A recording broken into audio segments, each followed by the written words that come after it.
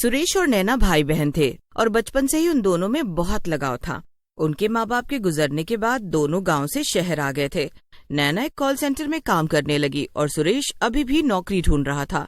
एक शाम को उनका मकान मालिक उनके पास आया और बोला, देखो, मैंने तुम दोनों को काफी लंबे वक्त से अपने घर पर किराए पर रखा हुआ है, लेकिन तुम दोनों कभी भी किराया समय पर नहीं देते हो।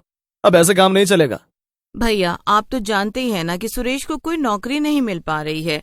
मैं अकेले ही काम करती हूँ, लेकिन जैसे ही उसे नौकरी मिल जाएगी हम आपका किराया एकदम समय पर देने लगेंगे।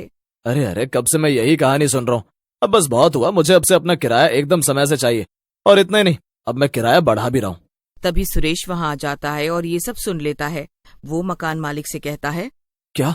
अरे ये तो सरासर गलत है ना भैया, आप ऐसे अचानक से किराया क्यों बढ़ा रहे हैं?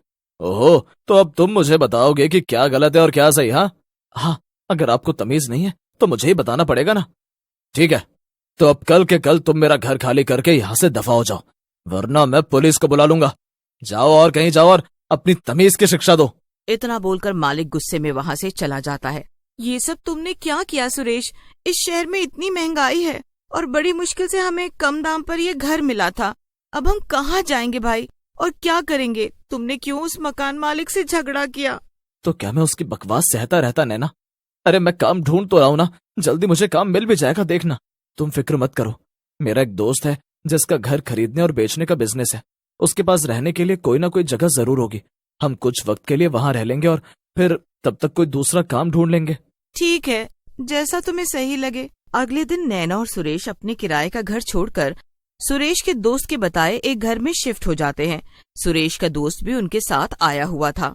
देखो सुरेश, इस घर के जो मालिक है ना, वो विदेश में रहते हैं। ये घर काफी सालों से खाली पड़ा हुआ है और मुझे इसे बेचने की जिम्मेदारी हाल ही में मिली है। यहाँ पे तुम आराम से कुछ दिनों तक रह सकते हो। Thank you so much Bunty. मैं जल्द से जल्द कोई नौकरी ढूंढ लूंगा और ये घर खाली कर दूंगा। मेरी मदद करने के लिए तुम्हारा ये एहसान जिंदगी भर नहीं भूलूंगा। अरे सुरेश, ये तुम कैसी बातें कर रहे हो? भला एक दोस्त ही तो दोस्त के काम आएगा ना। हाँ, अरे सुरेश, मैं एक बात तो बताना भूल ही गया। ये जो घर है ना, इसको लेकर कुछ कहानियां फैली हुई हैं। लोग कहते हैं कि यहाँ पर एक दरवाजा है जो कि बड़ा ही रहस्यमयी है और जिसने भी उसे खोला है उसके साथ कुछ बुरा ही हुआ है। इसलिए कुछ भी हो जाए, तुम दोनों उस दरवाजे को मत खोलना। मुझे नहीं पता था बंटी कि तुम ऐसी कहानियों में यकीन करते हो। अरे ये सब केवल अफवाह होती है बस। क्या तुम भी सुरेश? अगर बंटी कुछ कह रहा है तो मान लो ना। बंटी, तुम बिल्कुल भी फिक्र मत करो, हम उस दरवाजे से दूर रहेंगे। इसके बाद बंटी वापस अपने घर चला जाता है और सुरेश और नैना मिलकर घर की थोड़ी बहुत सफाई करने लग जाते हैं। रात हो जाती है और दोनों लोग खाना खाकर सोने चले जाते हैं। आधी रात में सुरेश को जोरों की भूख लगती है तो वो किचन की तरफ जाता है। आज मैंने रात का खाना ठीक से नहीं खाया था, इसलिए मुझे इतनी जोरों की भूख लगाई है। चलो जल्दी से कुछ हल्का फुल्का खा लेता हूँ और सो जाता हूँ। कल सुबह जल्दी उठकर नौकरी ढूंढने भी जाना है। सुरेश किचन से खाना खा के जब वापस अपने कमरे की तरफ जा रहा था तो उसे वही भूतिया दरवाजा दिखाई दिया।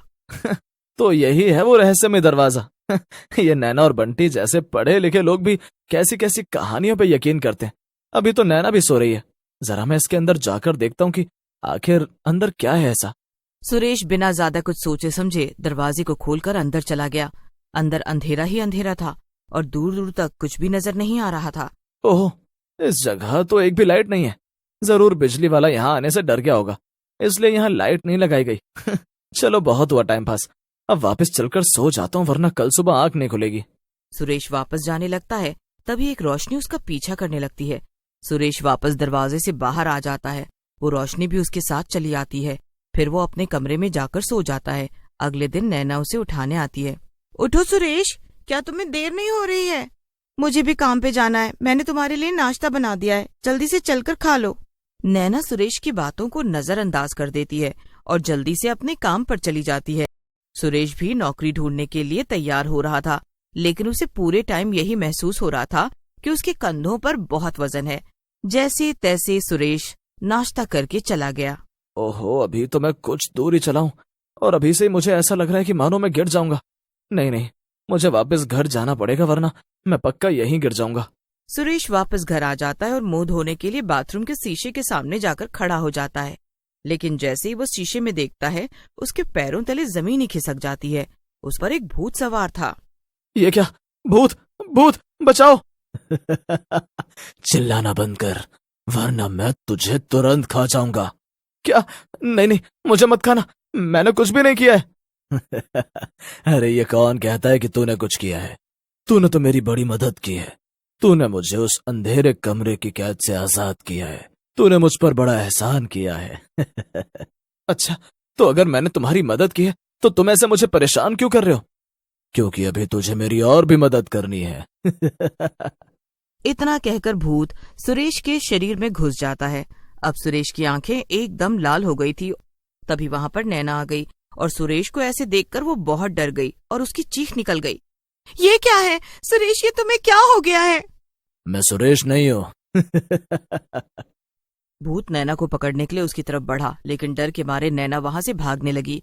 भागते भागते नैना जाकर स्टोर रूम में छुप जाती है। हे भगवान, ये सब क्या हो रहा है? ये सुरेश को क्या हो गया है? अब मैं क्या करूं? ओह, याद आया, बंटी को फोन करती हूँ, वो आकर मेरी मदद जरूर करेगा। नैना जल्दी से बंटी को फोन करती है और उसे सब कुछ बता देती है। थोड़ी ही देर में बंटी घर आ जाता है और छुपते छुपाते स्टोर में जाकर नैना से मिलता है। अरे बंटी, सुरेश के अंदर कोई भूत आ गया है, वो बहुत डरावना लग रहा है। मुझे कुछ भी समझ में नहीं आ रहा कि क्या करूं। क्या? कहीं ऐसा तो नहीं कि वो उस भूतिया दरवाजे को खोलकर उस कमरे में गया था? मुझे नहीं पता बंटी, मैं घर पर नहीं थी, हो सकता है कि ऐसा ही हुआ हो सकता है नहीं, मुझे तो पूरा यकीन है कि ऐसा ही हुआ है। जरूर उस कमरे में कोई भूत होगा जो सुरेश के साथ साथ बाहर आ गया। मुझे तो कुछ समझ नहीं आ रहा है नैना। थोड़ी देर तो नैना और बंटी वहीं पर चुपचाप बैठे रहते हैं।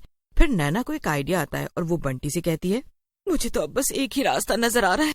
हमें सुरेश को वापस उस कमरे में ले जाना होगा। वहीं से ये भूत आया है और इसे वहीं ले जाकर हराया जा सकता है। हाँ नैना, तुमने बिल्कुल सही कहा। मुझे भी यही लगता है कि ये भूत उस कमरे में ही सबसे ज्यादा कमजोर होगा, इसलिए वहां पर इसे हराना बहुत आसान होगा। तो देर किस बात की है, हम आज रात ही अपने प्लान को अंजाम देंगे बंटी। रात होते ही नैना और बंटी दोनों उस भूतिया दरवाजे को खोलकर उस अंधेरे कमरे में चले गए।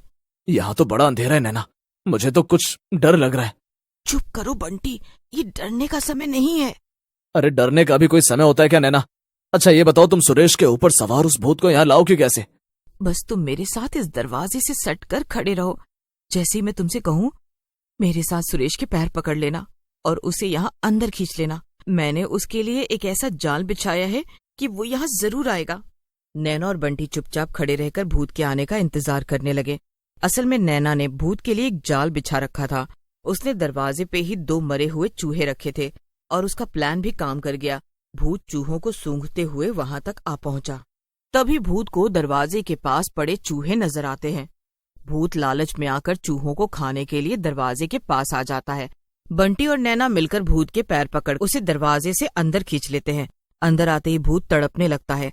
थोड़ी ही देर में वो सुरेश के शरीर से बाहर आ जाता है और दूर जाकर गिर जाता है। ओह नहीं, मैं फिर से इस कमरे में कैसे आ गया? यहाँ तो मेरी कोई भी शक्ति काम नहीं करती। मुझे जल्दी से यहाँ से बाहर निकलना होगा।